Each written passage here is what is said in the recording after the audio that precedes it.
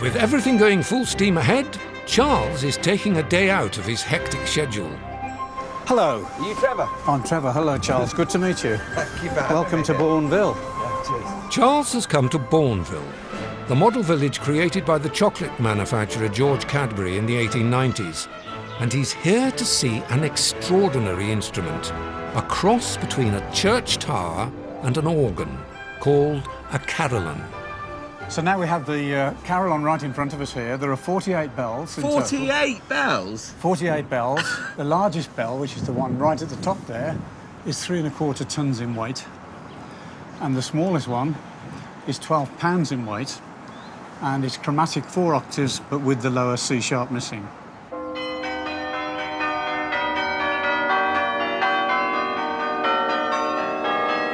The first carillon was built in Belgium 500 years ago.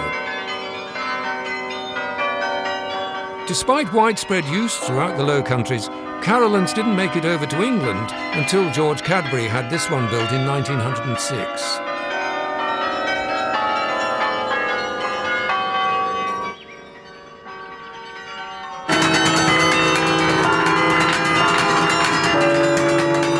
Trevor has been playing here every week since 1965.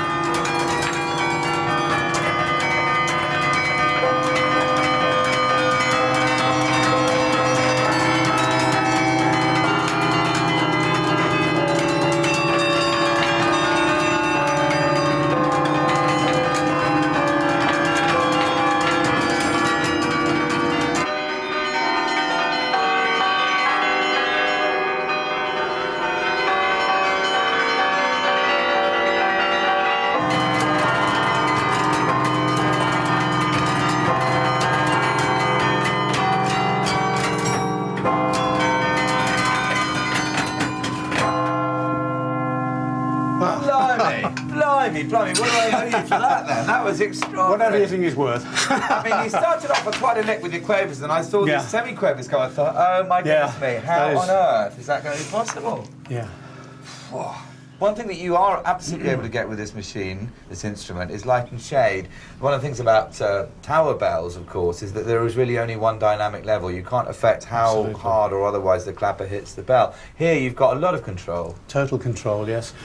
This mechanism here will either shorten or lengthen the linkage between the clapper and the key. So you've got that potential for pianissimo or... Fortissimo, yeah. And of course the other thing that makes this different from a standard keyboard instrument is that of course you can't play chords, static chords. What you can do is arpeggiate, but that means you're very That's busy right. filling in the harmony all the time. You can't Absolutely. just put a chord down. Although you're playing a piece of music that may have been written for the piano or some other instrument, you've got to try and produce the sound that was intended by the composer for the original instrument. And that involves doing a lot to convert it into music and to make it passionate, if that's the word, does require effort. You need to exploit the full range of dynamics that the instrument's capable of giving, from the very loud, and obviously can be very loud, or very quiet as well. Right, can I have a go? Certainly you can, yes.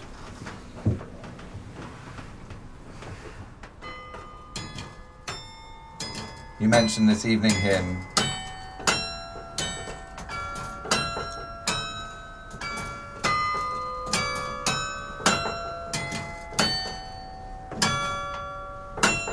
All right, so far? That's a very Yeah. familiar tune in Bournville.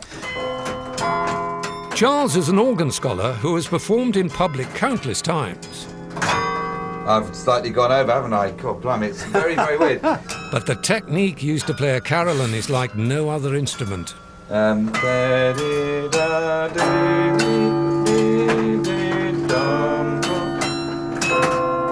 Something like that, and then how does one employ the left hand? My goodness me.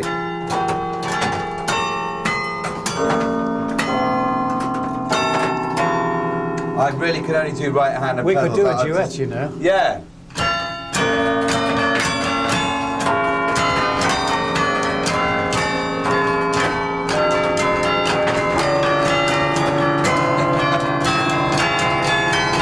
Oh, sorry.